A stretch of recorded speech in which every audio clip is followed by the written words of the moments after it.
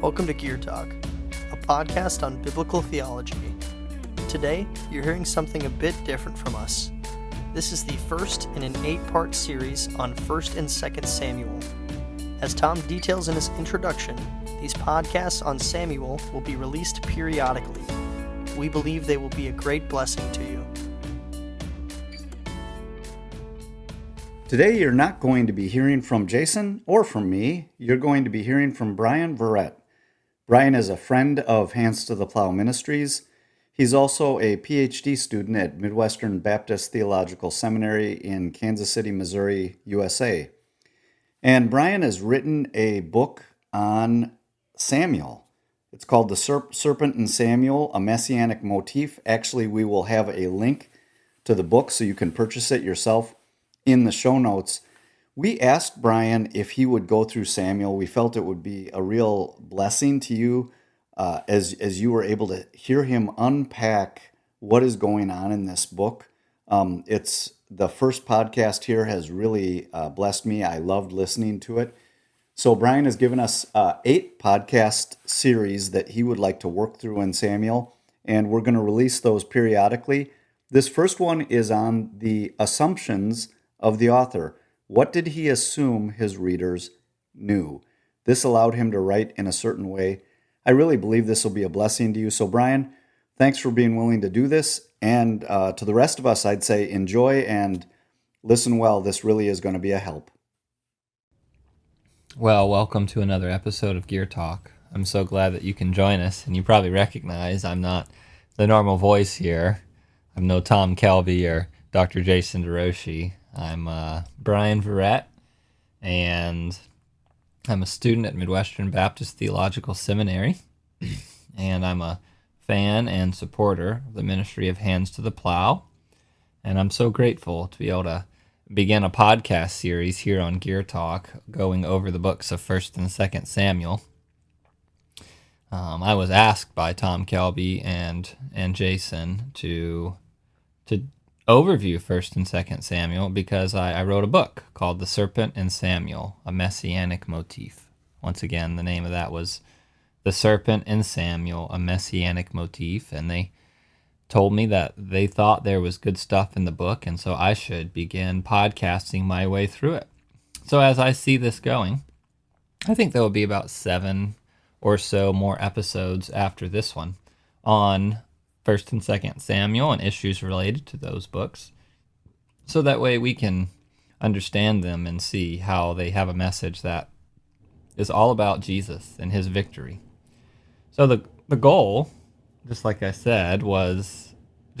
said, the goal for this podcast series is that you would be able to say and believe and demonstrate from the Bible and just read the book of Samuel.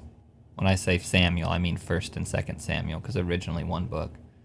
When you read Samuel, you would know that Jesus is the Messiah, the priest king, who will defeat the serpent and bring his people into a new creation forever. So this will be an interesting podcast series because each episode will very much build on the previous one.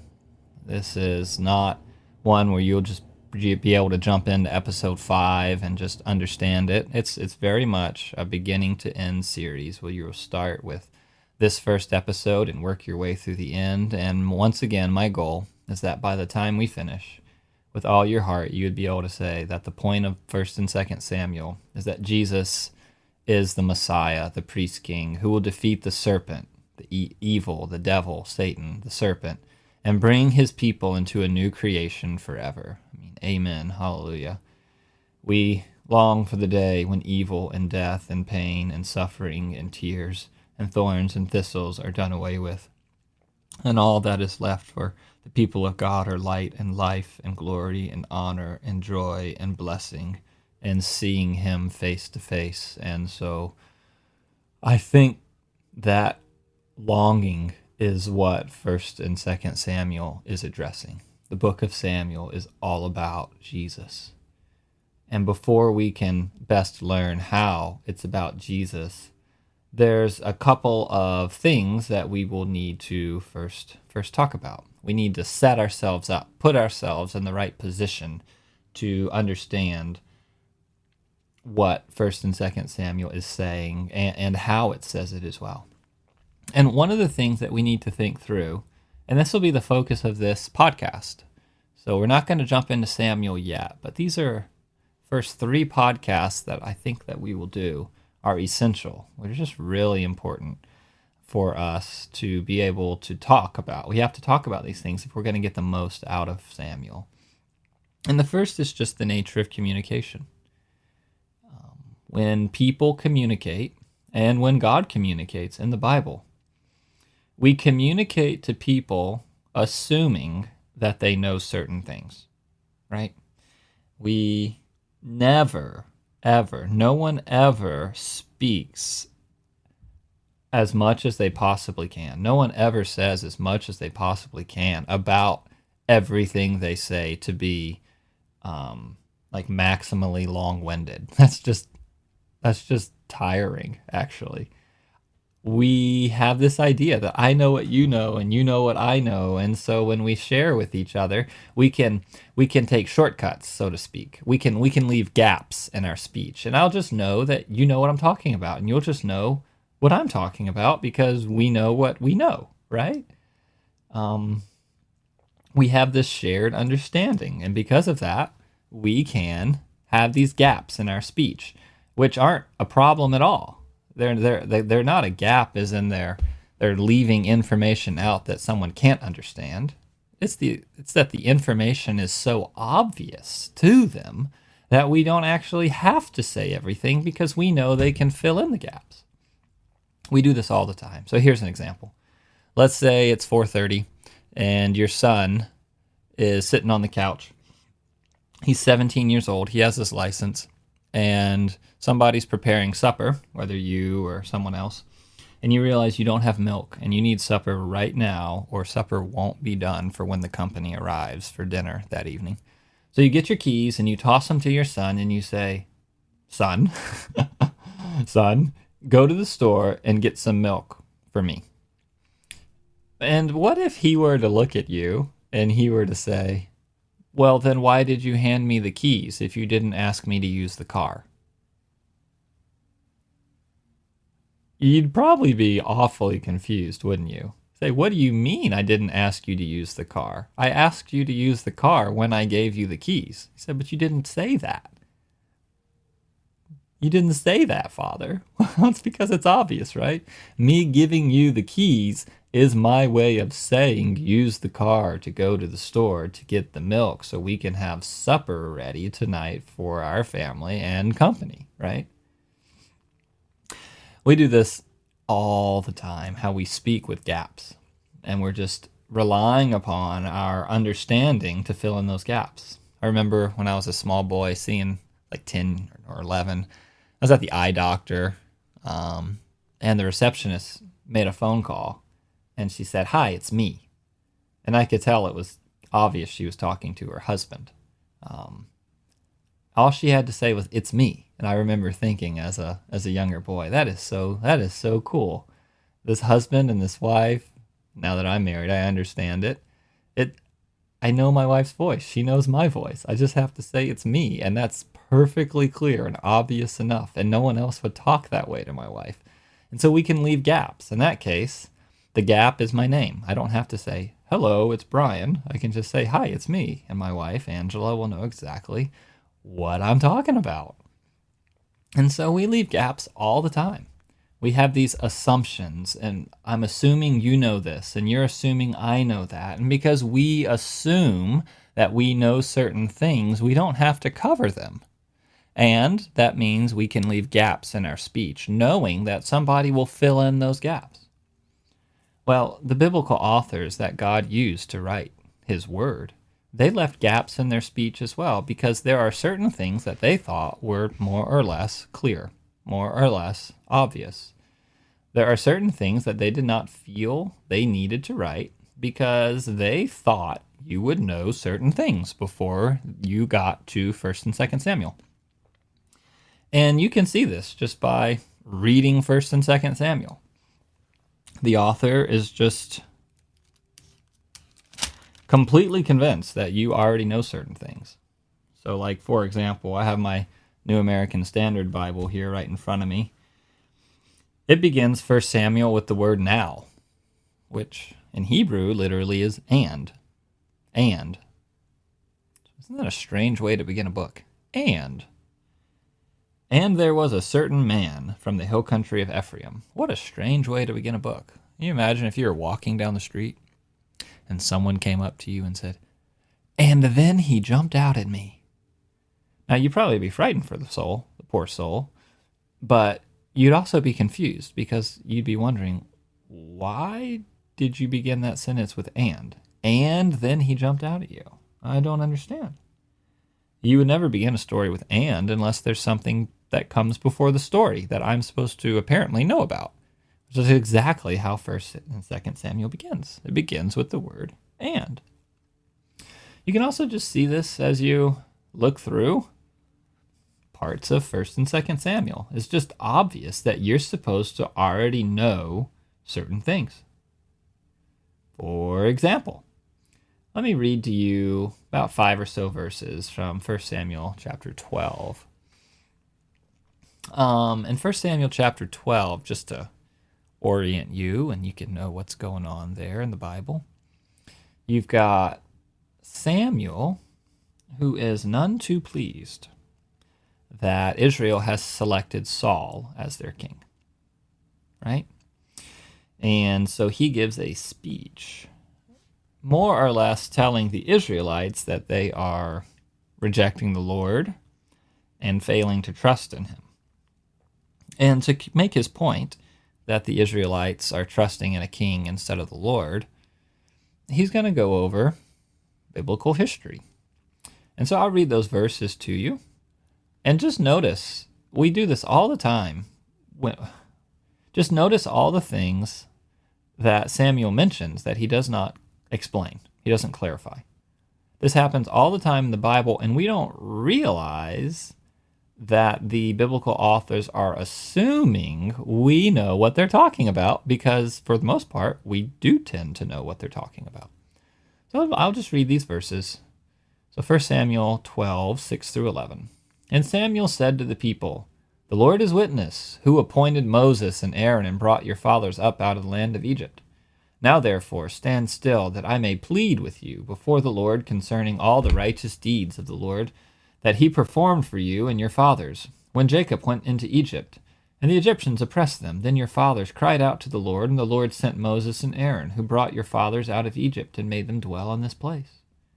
But they forgot the Lord their God, and he sold them into the hand of Sisera, commander of the army of Hazor, and into the hand of the Philistines, and into the hand of the king of Moab, and they fought against them. And they cried out to the Lord and said, We have sinned, because we have forsaken the Lord, and have served the Baals and the Ashtaroth. But now deliver us out of the hand of our enemies, that we may serve you. And the Lord sent Jerubbaal, and Barak, and Jephthah, and Samuel, and delivered you out of the hand of your enemies on every side, and you lived in safety." So if all you had was 1st and 2nd Samuel, and you read this, you would have no idea what's going on. Just no clue whatsoever, would you? He said the Lord has appointed Moses and Aaron. Who's the Lord? Who's Yahweh? Why is he named Yahweh? Where does the name Yahweh come from? Who's Moses? Who's Aaron? Why did they have to bring the people up out of Egypt? Oh, it says in verse 8, because the Egyptians oppressed them. But why did the Egyptians oppress them? And why did Jacob go down into Egypt in the first place? You're just supposed to know it's because of a famine. You're just supposed to know Yahweh got his name at the burning bush. You're just supposed to know Moses and Aaron are brothers. You're just supposed to know the Egyptians oppressed them because Pharaoh was scared of how numerous the Israelites were. Then he says that God sold the Israelites unto the hand of Sisera. Who's Sisera? Well, it says the commander of the army of Hazor, but that's not very helpful. Did they stay sold into the hand of Sisera, or did God redeem them? Well, he redeemed them through Deborah and Barak, right? And Barak gets mentioned later, but Deborah never does. You're just supposed to know that when Barak had his victory, Deborah was right there, along with Jael, actually. It mentions the king of the Moabites, and it mentions the Philistines and how God delivered the people of Israel from the Philistines during the time of the judges. I say, who did God use to deliver them from the hand of the Philistines? Well, that's the Samson story, isn't it? And you're just supposed to know that. Later on, it mentions Barak and Jephthah and Jerubbaal. You're supposed to know who these are. Jerubbaal, that's Gideon. Barak and Jephthah are these other figures. So the author's clearly writing to people who are supposed to already know things. And that's just critical. Just like when we speak to each other, or you speak to your son and tell him, go get milk as you toss him car keys. You're assuming that the person you're talking to knows certain things, and so they can make sense of what you're saying. And this is no different for the author of Samuel. The author of Samuel is constantly saying things that only make sense if you know the other previous parts of the scriptures. And he won't explain it. It's just on you to know why he's saying it. So we'll look at some things that he says, and you're just supposed to know why he says that. So just start in the very beginning of the book, 1 Samuel 1. Elkanah, it says, goes up to Shiloh to worship the Lord once a year. And you know the story.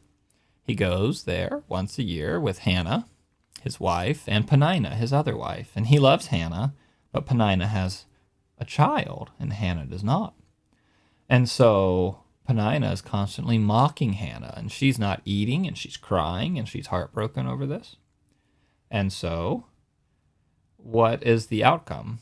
She finally prays, and God gives her a child named Samuel, which means God heard. God heard my prayer.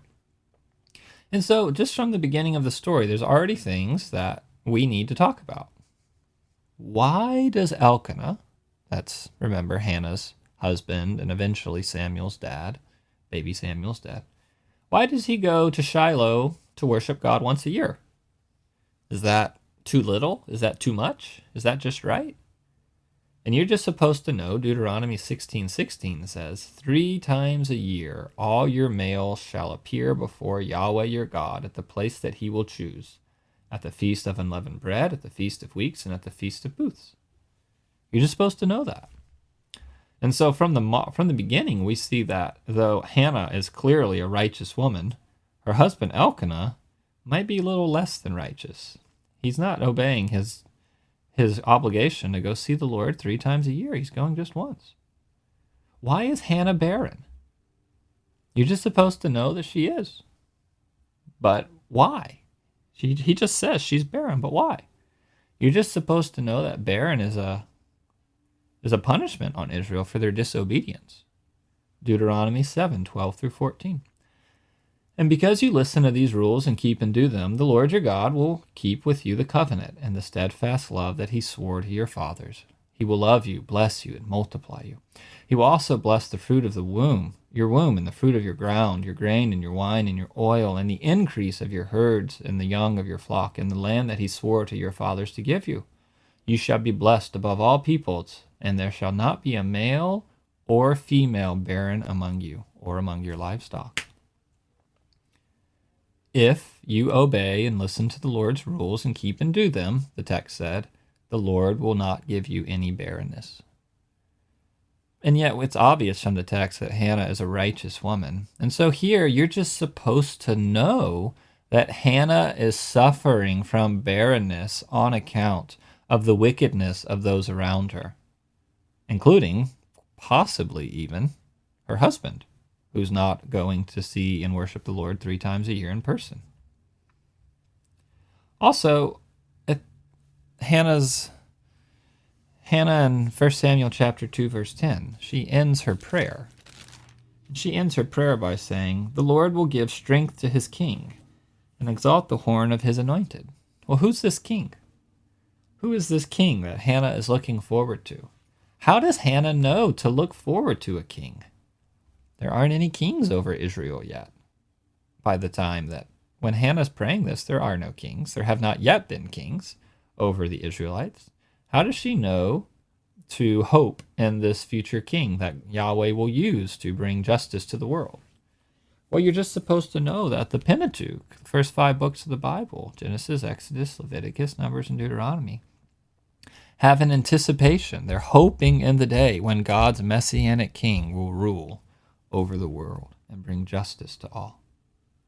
So the author says things all the time, and he just thinks that you will be able to make sense of what he wrote because of the things you're supposed to already know. But it's more than just making sense of what he wrote. It's also making sense of why he wrote it the way he wrote it. See, you're supposed to have already known the biblical story up before Samuel, right? And so the author can present certain stories, which are, of course, true historically, but yet still present them in certain ways that he does it that way because you need to make sense of why he's saying it the way he's saying it. He expects you to be able to make sense of why he said it that way. So we could do this from all over 1st through 2nd Samuel. But it's not just that you have knowledge and so you can understand things, knowledge from Genesis through Judges, so you can understand why the author is saying what he's saying in 1st and 2nd Samuel. It's just that it's also that you have knowledge of Genesis through Judges, so you can understand why the author has chosen to say what he said in the way that he did. So just go back to 1 Samuel chapter 1 again. And just think about that story again with Hannah and Peninnah. Hannah is barren. She has a rival named Peninnah. Peninnah would upset her and bitterly irritate her because Hannah had no children, but Peninnah did have. And so Hannah was sad and would struggle and did not appreciate this at all. Does this story remind you of any other stories? It should. The author of Samuel could have just said that Hannah and Peninnah had a bad relationship. He could have, and that would be true. He could have just said that Hannah and Peninnah had a bad relationship and it had something to do with kids. He could have never mentioned Peninnah at all and just said Hannah longed for a child. Why does the author want you to know about Peninnah? Why does that matter? Well, there's a fair bit that we could say about that, and there's lots to learn there. But remember, the point of this is just to say the author expects that we will be able to make sense of the way he wrote things because we have prior knowledge. This story sounds an awful lot like Sarah and Hagar, doesn't it? How Sarah and Hagar had a competition, and Hagar finally had a child. And so Hagar looked down upon and bitterly provoked and mocked Sarah, right? And so you're supposed to realize that this is a retelling of that story. And if this is a retelling of that story, before Hannah even has Samuel, you're supposed to know that certain things will probably already happen. You're just supposed to know that what's going to happen. God will give Hannah a child, just like God gave Sarah a child. This child will help Hannah have a more long-lasting effect on God's purposes in the world than Peninnah's child will. Just like Isaac had a longer-lasting effect and is more central to God's purposes than Ishmael. Hannah's child is a child God will use mightily in his purposes, just like God mightily used Isaac in his purposes, right? The author has written this story in 1 Samuel 1 about Hannah and Peninnah, and the way that he did it is supposed to get you to think about Sarah and Hagar. And it allows you to see and think things that you otherwise wouldn't have been able to see and think once you realize it's bouncing off that Genesis story. So, for example, when Isaac was born in Genesis, we were left wondering, is Isaac the seed of the woman? Is Isaac the one to come? Is Isaac the hero of the story? Is Isaac going to end evil forever and save God's people? Now, he was not. He was pointing to the one to come. But now, Samuel is very much like Isaac, isn't he? Samuel is born of a barren mother who was mocked by a second wife. Could Samuel be the greater Isaac? Could Samuel be the one that we were waiting for? These are questions that should be going through our mind if we have the background information that the author assumes that we have. So why do we go through all this? It seems like a strange way to start a study on Samuel, doesn't it? To really not dive too far into Samuel, but to just talk about how when we talk, we have gaps in our speech or we have assumptions. Well, it's because there are a couple things from Genesis in particular that you really have to understand if you're going to get everything you can out of 1st and 2nd Samuel. And that's what the next two podcasts are going to be on. The first one, I say the first one, I guess this is the first one, isn't it? The very next one, the second podcast, will be that God established Adam, or God set up Adam, the first human, as a priest and as a king to rule the world on his behalf. If you don't know that Adam was a priest and a king that God set up to take care of the world on his behalf, you will not track with what the author is trying to say in 1st and 2nd Samuel. You will not understand what's going on there because the author is assuming that you know these things. And second thing we need to see from Genesis is that the seed of the woman, the promised Messiah, the promised hero of the story, is like a better Adam and like a better Noah who will defeat the serpent and bring about a new creation. I'll say that again. The seed of the woman, the hero of the story, Jesus, is a better Adam and a better Noah who will defeat the serpent and bring about a new creation. And so, before we can go forward into 1st and 2nd Samuel, we've got to go backwards into Genesis and to understand and fill out these gaps. And once we understand that Genesis has this view that Adam was a priest and a king, and that there will be a new and a better Adam who will defeat the serpent, then we can start to make progress in 1st and 2nd Samuel. At that point, then we will be able to understand what we need to out of the book and get the most we can out of it.